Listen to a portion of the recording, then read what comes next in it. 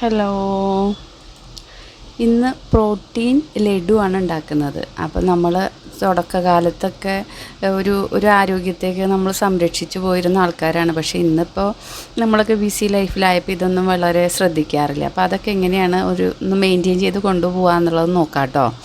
അപ്പോൾ ഇതിനകത്ത് വൈറ്റ് തിള്ള്, ഇത് നമ്മൾ ഓയിലൊന്നും ഉപയോഗിക്കുന്നില്ല, വെറുതെ ചൂടാക്കി എടുക്കുന്ന ഒരു 9 ഐറ്റംസ് ഉണ്ട്. 9 നയൻ സീഡ്സാണ് യൂസ് ചെയ്തിട്ടുള്ളത്. ഇപ്പോൾ വെറുതെ നമ്മൾ ചൂടാക്കിയിട്ട് ഒരു പാത്രത്തിൽ, വലിയൊരു പാത്രത്തിലേക്ക് മാറ്റിയെടുക്കുകയാണ് ആദ്യം ചെയ്യുന്നത്. ഇത് അൽസി അല്ലെങ്കിൽ ഫ്ലാക്സ് സീഡ് എന്ന് പറയും.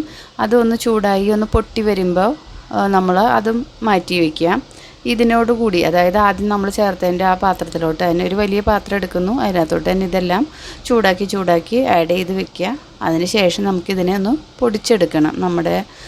ഞാൻ ഉപയോഗിക്കുന്ന മിക്സർ, നമ്മുടെ സാധാരണ ഉപയോഗിക്കുന്ന മിക്സിയിൽ പൊടിക്കുന്നതിലിട്ട് പൊടിച്ചെടുത്തതാണ് കേട്ടോ. അപ്പോൾ അതെ, ഇത് ഉലുവ, ഫെനുഗ്രീക്ക്.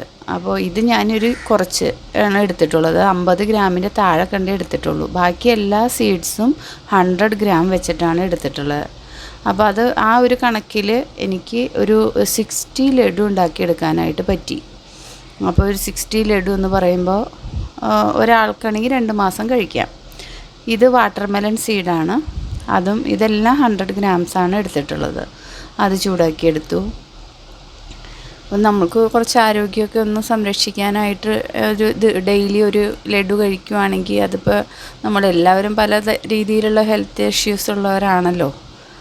അപ്പോൾ അത് യൂസ് ചെയ്യുന്നത് നല്ലതായിരിക്കും. ഇത് ചിയ സീഡാണ്. ചിയ സീഡും 100 ഗ്രാം തന്നെയാണ് എടുത്തിട്ടുള്ളത്. ഇത് നമ്മുടെ സൂപ്പർ മാർക്കറ്റുകളിലൊക്കെ ഇങ്ങനെ പാക്കറ്റായിട്ട് കിട്ടുന്നതാണ് കേട്ടോ. അപ്പോൾ ഓൺലൈനിൽ ഒത്തിരി ഇങ്ങനെ ലഡു തന്നെയായിട്ട് വിൽക്കുന്നതൊക്കെ ഉണ്ടാവും. എന്നാലും നമുക്ക് നമ്മുടെ വീട്ടിൽ തന്നെ ചെയ്തെടുക്കുമ്പോൾ അതിൻ്റെ ഒരു സംതൃപ്തി വേറെയാണല്ലോ. അതുകൊണ്ട് ഞാൻ വീട്ടിൽ തന്നെയാണ് ഇങ്ങനെയുള്ള കാര്യങ്ങളൊക്കെ നമ്മൾ ചെയ്തെടുക്കുന്നത്. അപ്പോൾ ഇത് ചിയ സീഡ്. ഇനിയിപ്പോൾ ചേർക്കുന്നത് സൺഫ്ലവർ സീഡാണ്. ഇങ്ങനെ ഒരു 9 സീഡ്സാണ് കേട്ടോ ഞാനിതിൽ ഉപയോഗിച്ചിട്ടുള്ളത്. ഇനി അവസാനം ഇത് ലഡു പിടിക്കാനായിട്ട്, ലഡുവിൻ്റെ ഒരു ഫോമിൽ എത്തിക്കാനായിട്ട് ഞാൻ ഹണിയാണ്, അത് നിങ്ങൾക്ക് വീഡിയോയിൽ മിസ്സാണ്, ഞാൻ ഹണി ഉപയോഗിച്ചിട്ടാണ് കുറേശ്ശെ ചേർത്ത് അത് കയ്യിൽ പിടിക്കാൻ പറ്റുന്ന രീതിയിൽ വരെ ഒന്ന് ചേർത്ത് കൊടുത്തിട്ടാണ് ചെയ്തിട്ടുള്ളത്. ഇത് ബദാമും 100 ഗ്രാം തന്നെയാണ് എടുത്തേക്കുന്നത്. ഇത് ചൂടാക്കി എടുക്കുമ്പോൾ, ചൂടാക്കിയതിന് ശേഷം നമ്മൾ ഇത് കാഷ്യൂനട്ട് ചൂടാക്കി എടുത്തതിന് ശേഷം നമ്മൾ മിക്സറിൽ പൊടിക്കുമ്പോൾ ശ്രദ്ധിക്കണം, കുറേശ്ശെ അളവിൽ ചേർത്തിട്ട് വേണം പൊടിക്കാനായിട്ട് കേട്ടോ. അല്ലെങ്കിൽ നമ്മുടെ മിക്സറിന് ഇത്തിരി കേടുവരാൻ ചാൻസ് ഉള്ളതാണ്. ഇത് റൈസിൻസിന്, പക്ഷേ ഇത് ഞാൻ നിങ്ങളെ കാണിക്കുന്നുണ്ടെങ്കിലും ഇതെനിക്ക് ഉപയോഗിക്കേണ്ടതായിട്ട് വന്നില്ല. കാരണം ഞാനൊരു 1/2 കിലോ മാത്രം, അതിൽ മാത്രമാണ് വ്യത്യാസമുള്ളത്.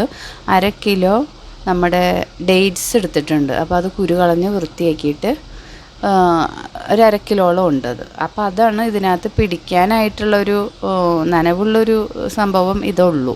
ബാക്കിയൊക്കെ ഡ്രൈ തന്നെയാണല്ലോ. അപ്പോൾ ഇതെല്ലാം ഞാൻ ചൂടായ ഐറ്റംസ് എല്ലാം ഒന്ന് മിക്സ് ചെയ്തു.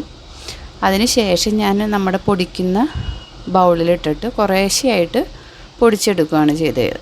ആ പൊടിച്ചത് ഞാൻ കുറച്ച് ഭാഗം പൊടിക്കേണ്ടതായിട്ട്, അതായത് ഈ പൊടിച്ച് ചേർത്ത് വെക്കുന്നത് ഡേറ്റ്സ് ആഡ് ചെയ്തിട്ട് കൂടി പൊടിച്ചതാണ് കേട്ടോ. അതുകൊണ്ടാണ് ഇനി അത് ചേർക്കാത്തതും, ഡേറ്റ്സ് ചേർക്കാതെ പൊടിച്ച് വെച്ചതും കൂടി മിക്സ് ചെയ്തിട്ട് നല്ല രീതിയിൽ അതൊന്ന് മിക്സ് ചെയ്തെടുത്തു.